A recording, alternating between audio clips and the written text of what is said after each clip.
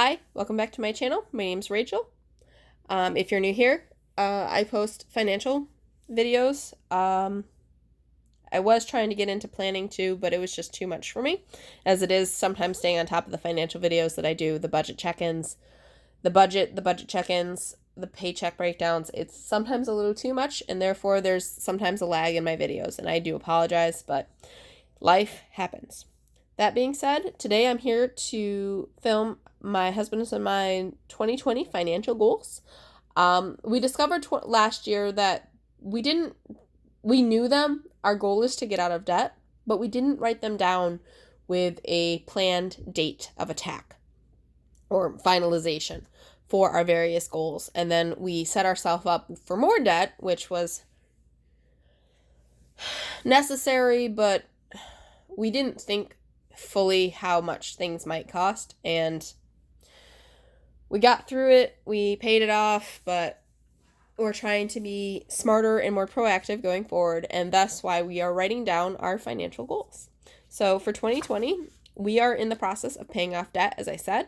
So our first goal is to pay off the 2012 RAV4. As of today, we owe just over $5,700 on the car. Our minimum payment on this vehicle is around $47. But our goal is to have this paid off by March in 2020. Primarily, we're hoping to use our tax return to pay off a good chunk of this. If it's not as nice as we were initially thinking it would be, which it might not, this goal might push out, but we're going to push hard to pay this off by the end of March. Our second goal is to pay off our other vehicle, which is the 2014 RAV4. As of today, we owe just over $11,600 on it. We're hoping to have this one paid off by September of 2020. The big piece with this one is the overtime that my husband and I earn throughout the summer. So that's what's hopefully going to get us through to this goal date. Our third goal is not a debt payoff. So assuming that we don't come into any big amounts of money, there's no way we can pay off any other debts. Pay down, yes, but not pay off. So our big thing for 2020 is hopefully our Rochester house, which is one of the other two houses that we own that we do not live in, we are able to sell. We do have an interested buyer. They are working through some personal issues, and hopefully by the end of this calendar year, everything will be resolved and we will have sold the house to them.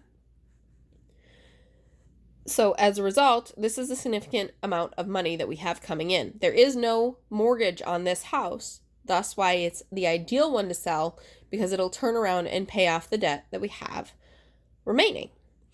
So our first subset goal, 3 Alpha, is to pay off Navient, which is my husband's student loans. As of today, January 20th, we owe just over $24,300. This will obviously be a different number as the years go by. As the months go by, because we're obviously making our minimum payments. And once we get this debt paid off, this is the next debt we're working on. That's why this is 3 Alpha. It's the next debt in line.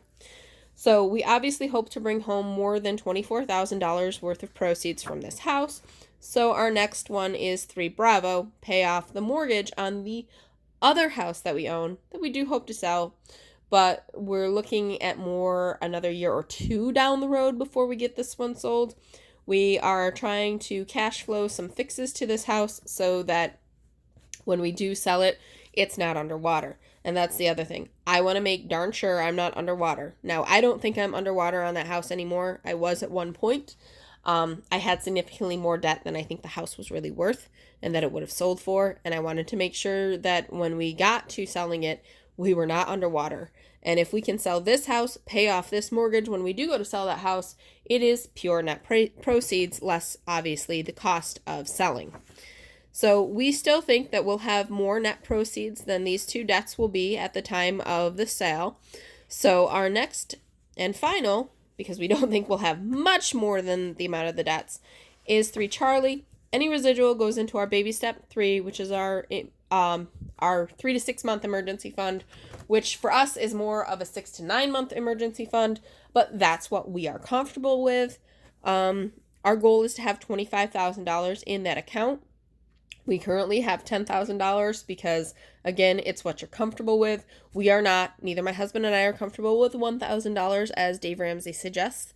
However, My husband got less comfort with the $2,500 that I was comfortable with. He wants to maintain the $10,000. And part of marriage and a relationship is compromise, so we compromised. It's the one thing I couldn't get him to move on. He's moved on a whole bunch of other stuff for me.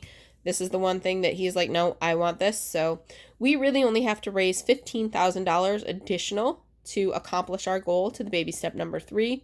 So we'll put a chunk to this, whatever's residual from the proceeds, and everything from there on out. So all this, excuse me, gonna sneeze. All the rest of this, any money that we've been setting aside for debt up until this point, assuming, fingers crossed, that we have this house sold by this date, if not sooner.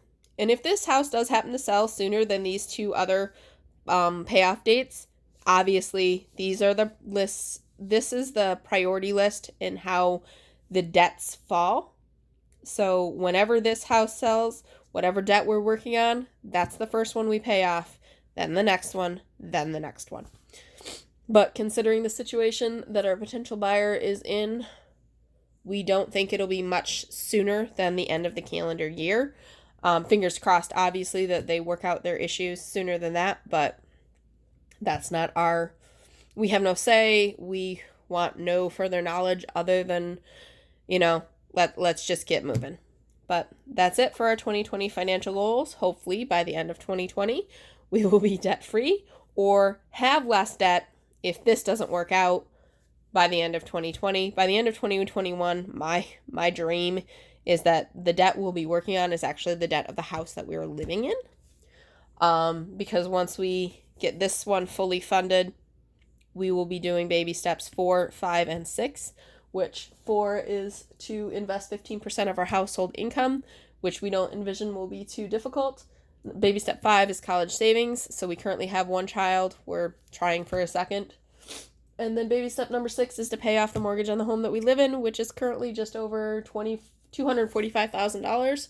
So fingers crossed, we will make significant progress on all of our goals in 2020. But here's our goals. Thank you for watching. Have a good day or night wherever you may be. Bye.